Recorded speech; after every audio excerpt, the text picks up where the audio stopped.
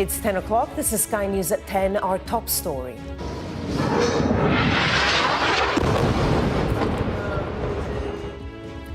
Almost 100 people reported dead in Gaza as Israel continues its offensive against Hamas.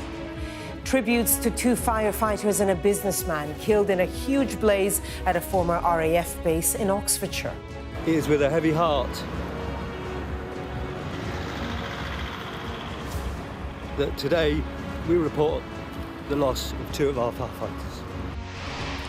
Ukraine and Russia hold their first face-to-face talks for 3 years, but wrap things up without a ceasefire deal. The governor of a prison in Lancashire is jailed over her relationship with a high-profile inmate. And the man who blinded Sir Salman Rushdie in a knife attack is sent to prison for 25 years in New York. Plus, we'll take a first look at tomorrow's front pages in our press preview from 10:30 right through to midnight.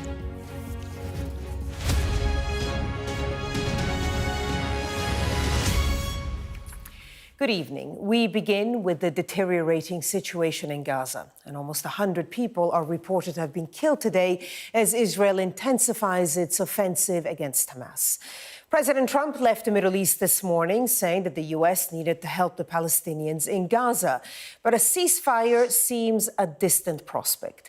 The United States is in direct talks with Hamas over a possible peace deal, but there's been no sign of progress. Meanwhile, Israel has warned that it intends to escalate its efforts to destroy Hamas after a week of increased military action in Gaza. A warning that this report from our Middle East correspondent Alistair Bunkle contains distressing content. Israel has been pounding northern Gaza relentlessly for days, but today was some of the worst.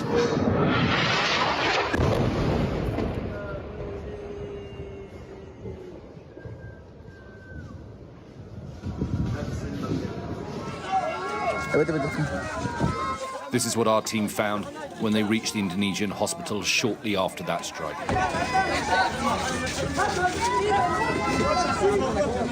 As children pile out of the back of the white car, a body rolls out of the boot.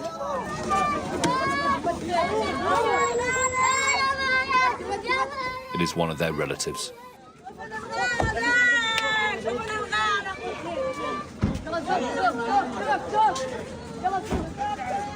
There are 2 more bodies in there. One of them, the kid's father.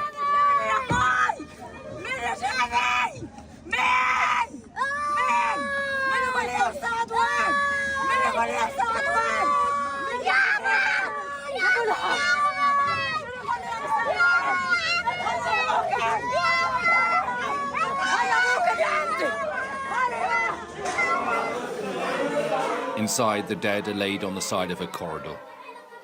Gaza today echoes with the screech of missiles and the screams of mourning.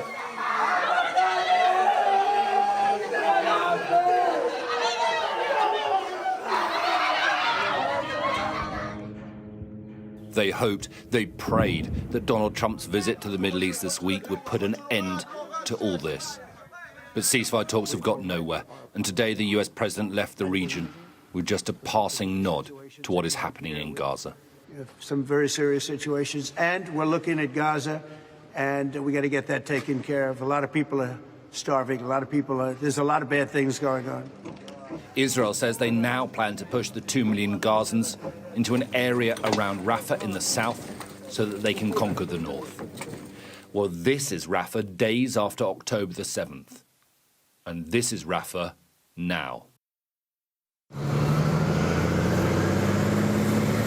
Israeli forces are bulldozing any building left standing.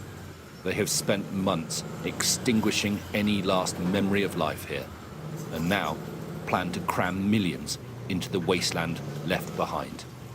More than half of those will be children. According to polls in Israel, most Israelis now want a ceasefire deal and an end to the war so that the 58 remaining hostages can be released.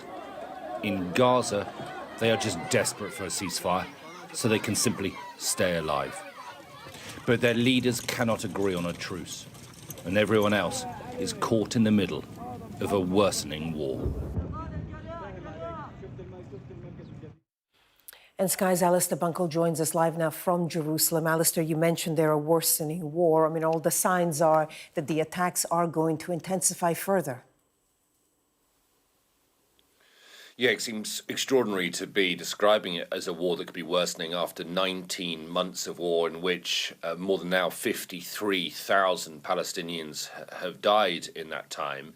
But that looks set to be the case because Israel has agreed a new Operation Gideon's Chariots. It's been nicknamed by the government here. And the plan, as I referred to in my report, is to conquer, those are the words being used by the government, conquer, hold, and then occupy almost all of Gaza. And when I say occupy, you know, there are certainly a number of the Israeli cabinet saying occupy permanently.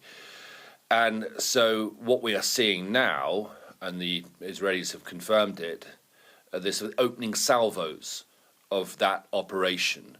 And what we would expect to see in the coming perhaps 24, 48 hours is greater number of Israeli troops on the ground as they will move through northern Gaza to begin with, clearing it and pushing Gazans down to the very south. Now, you know, it is my opinion that the only world leader, really, that Benjamin Netanyahu will listen to and be influenced by is President Trump. And that is why there were so many hopes riding on the US president being in the region this week, not just the hopes of Palestinians, but the hopes of the families of hostages still being held inside Gaza. But those talks have gone nowhere. And actually tonight, our colleagues at NBC are reporting, citing 5 sources within the US administration, that a plan is being seriously considered to move 1 million Gazans to Libya. Alistair Bunkle with the latest there from Jerusalem. Alistair, thank you. Tributes have been paid to 2 firefighters and a member of the public killed in a huge fire at a former RAF base in Oxfordshire. Tonight, police released the names of those who died in the blaze, which began last night. They were firefighters Jenny Logan and Martin Sadler and businessman David Chester from Bicester. Our national correspondent Tom Parmenter reports. However it started, it tore through this old warehouse. 10 fire engines and crews were here.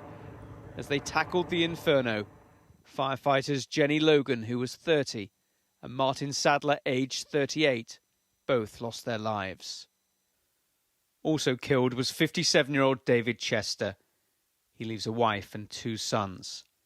He'd worked on the site for years and was described as a selfless pillar of the community.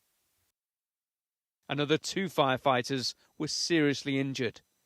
Their colleagues carried on tackling the fire, knowing what had happened. I'm immensely proud.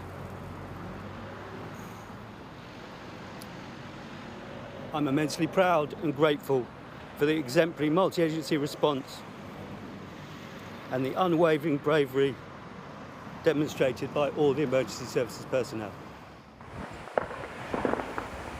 People living next to this former RAF base on the edge of Bicester quickly realised it was serious.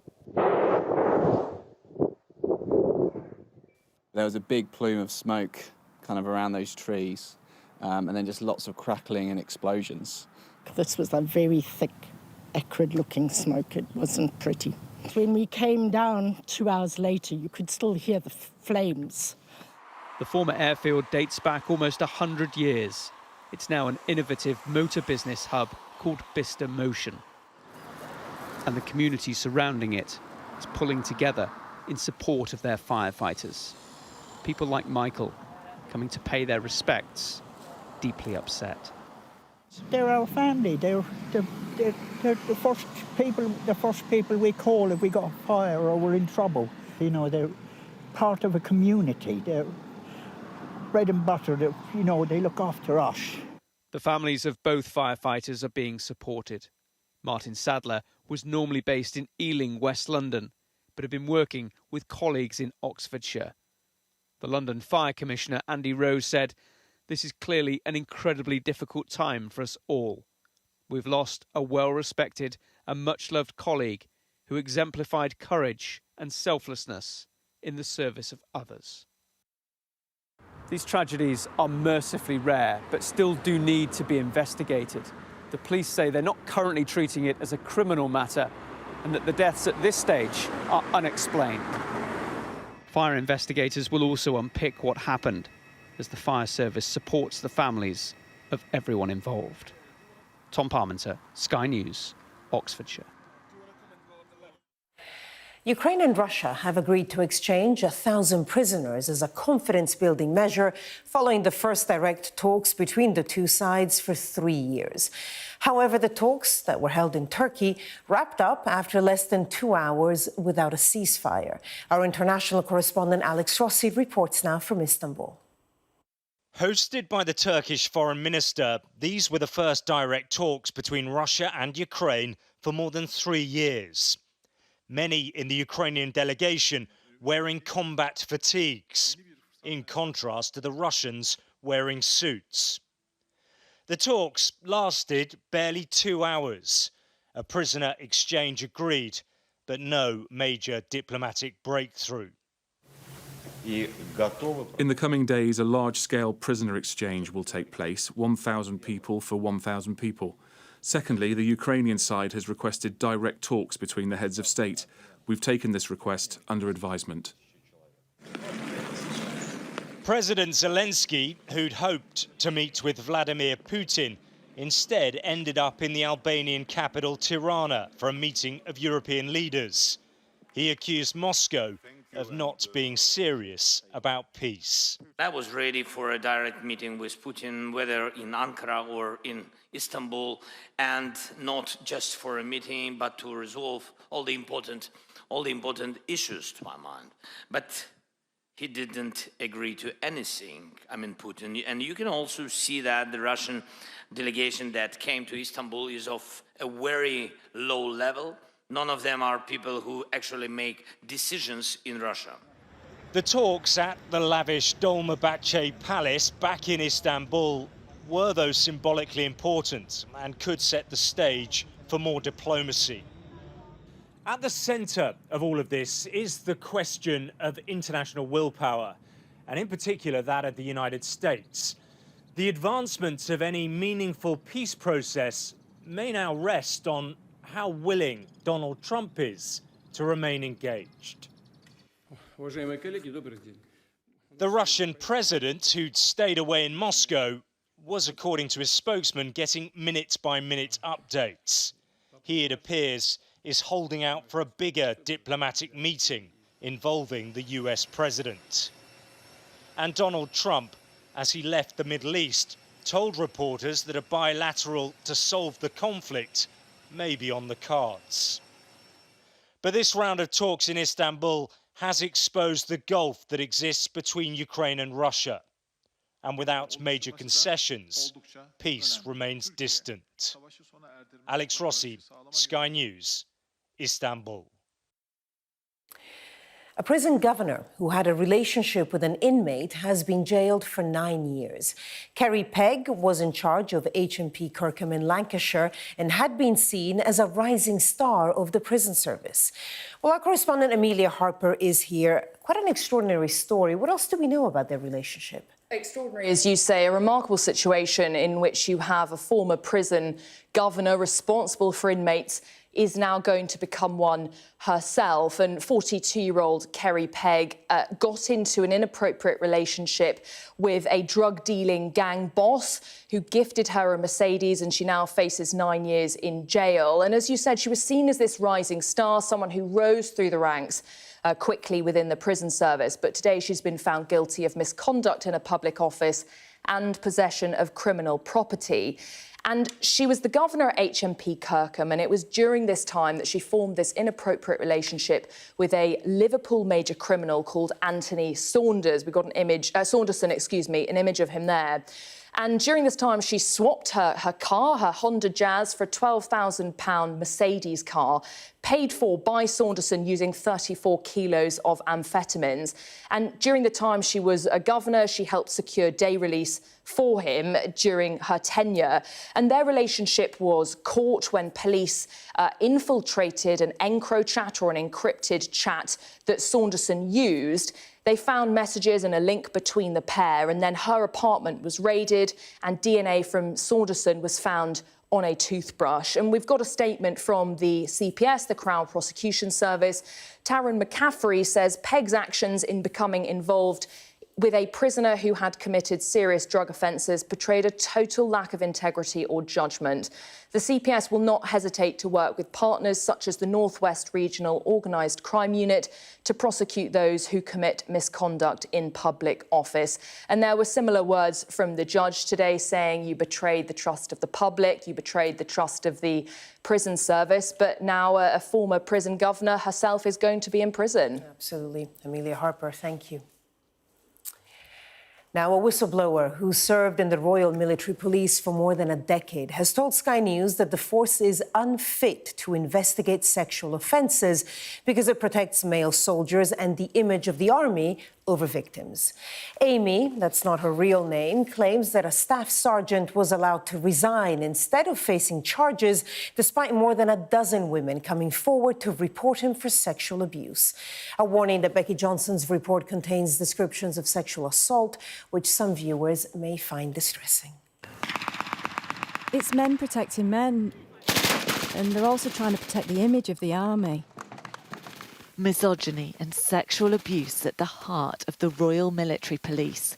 Crime covered up by the very regiment charged with policing the army. That's the claim of this whistleblower, a sergeant who served in the RMP for more than a decade. Sexual assault and bullying and rapes are going on within the military police. How can they then go out and investigate the wider army if you're doing the same thing? It doesn't work. Amy says she not only witnessed abuse but was a target, assaulted by a staff sergeant, one of the highest-ranking soldiers in her unit. He preyed on the young, new females, and one day I was out with my friends in town and he was on patrol. Two of us went over to speak to him and he hooked his finger around my top and pulled my boob out, and then he grabbed my hand and put it on his penis. She says it followed months of harassment, and she wasn't alone. More than a dozen women reported him. So this was a criminal investigation where the Royal Military Police were investigating one of their own. What was the outcome? They basically told me he's not going to be charged, but he will be leaving the military.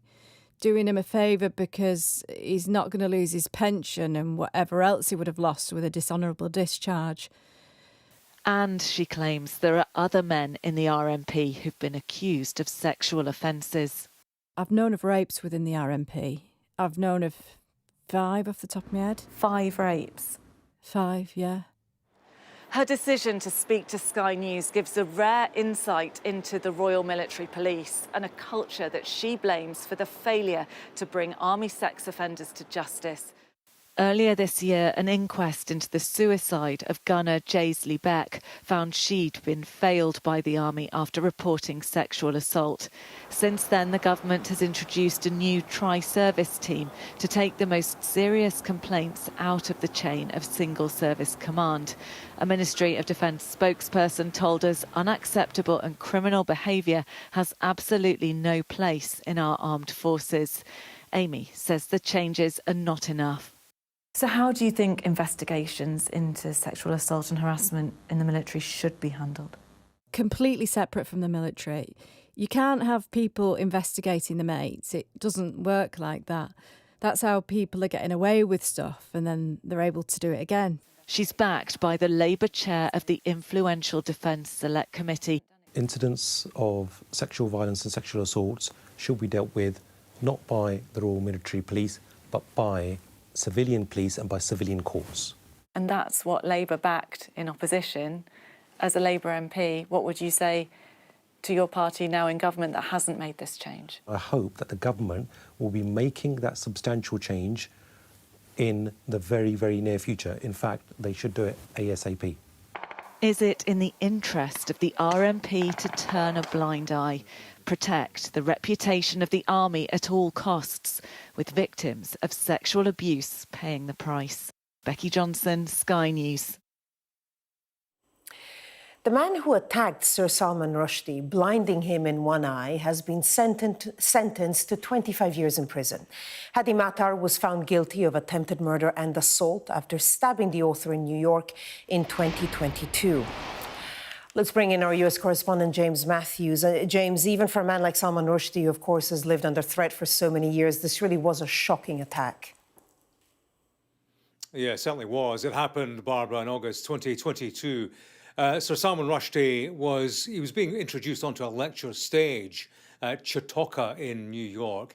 He was going to speak about writer safety when Hadi Matar stabbed him in the head and body more than a dozen times.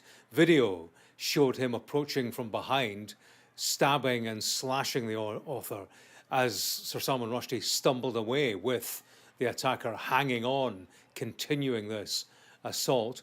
Rushdie was stabbed and slashed, as I say, more than a dozen times. He has described how he thought he was dying. He has since been left blinded in one eye as a result of this attack. Matar, the attacker, he's been sentenced to 25 years for attempted murder and assault. He got 7 years for attacking the man who was actually interviewing Rushdie at the time.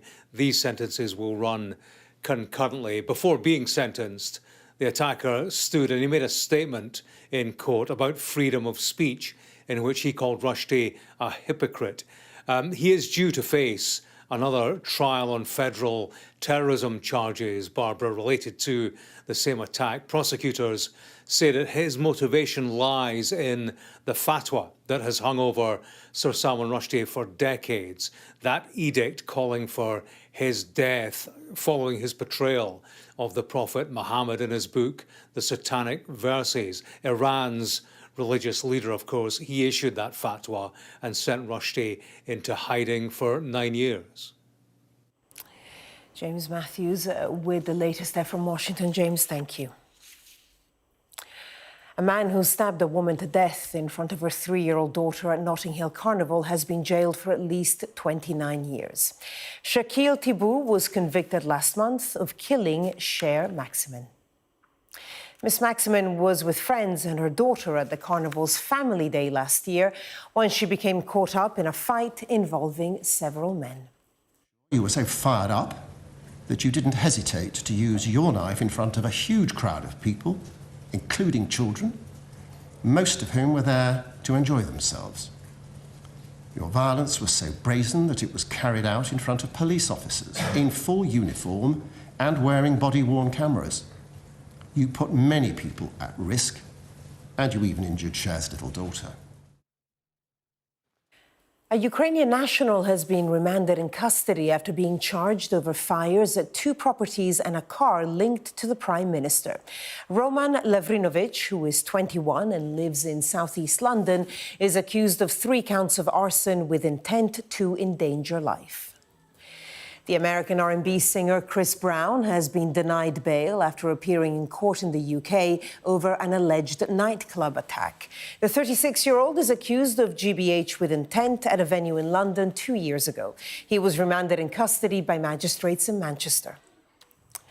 And Prince William has been installed as a Great Master of the Order of the Bath. He was joined by the King at Westminster Abbey this morning, both dressed in crimson robes, to mark the historical ceremony. Membership of the order is awarded to military or civil service personnel for exemplary work. MPs have backed plans aimed at making sure medics would not be obliged to take part in assisted dying. The vote came after another Commons debate on proposals which would allow terminally ill adults to end their lives with medical assistance. Now, the issue continues to polarize members of Parliament, as our political correspondent Liz Bates reports. As the campaigners gathered outside the House of Commons, it was life and death on the agenda today in Westminster. Changes to the assisted dying bill, things like extra protections for doctors who want to opt out, were being debated, with strong feelings on both sides. In the middle of it all, Labour MP Kim Leadbeater, who is driving and designing this life-changing legislation. One of the key tenets of this bill is choice. Choice for dying people. But it's also very important that there is choice for doctors, other healthcare professionals, and indeed anyone else. But those against were unconvinced. The bill currently allows doctors to suggest assisted dying to a patient who has not raised it themselves. This, I believe, and I know many others do, presents a serious risk that terminally ill patients, already highly vulnerable, will feel pressured to end their lives. There was anger as well over an intervention from outside the chamber. Broadcaster Esther Ranson wrote to MPs suggesting that undeclared religious beliefs were behind opposition to the legislation. And this is frankly insulting to disabled people, hard-working professionals up and down the country who have raised many valid concerns about this bill, to have it dismissed as religious beliefs. The tone of today's debate felt a little bit different. Tensions were clearly running high on both sides, and that is because we're getting closer now to the moment where MPs will have to finally decide once and for all on this very difficult issue. The first time round, it passed with a 55 majority, but that means that just 28 MPs would have to switch from for to against to change the result and bring down this bill. And we know that some of those that have previously supported it are privately wavering, and others who've already said they've changed their minds. In my heart, I am in favour of assisted dying as a principle, people having that choice. But then, from the mind perspective, we are here as legislators to create robust, appropriate laws. And that's the bit where this starts to fall down for me. What we need to do now is rescue this from the chaos and start to put some order and some appropriate process around it. Here, people are still hoping the bill will pass. Only one change to it today, but the debate seemed to be moving at speed, with many crucial votes and big moments coming next month. Liz Bates, Sky News, Westminster. Well, that was Sky News at 10. Coming up, we'll take a first look at tomorrow's papers in the press preview. Tonight, we're joined by The Guardian columnist Zoe Williams and The Telegraph's comment editor Annabel Denham. Welcome both. Among the stories we'll be discussing, this on the front of the Times. The headline, Starmer hails Brexit reset. We'll be right back.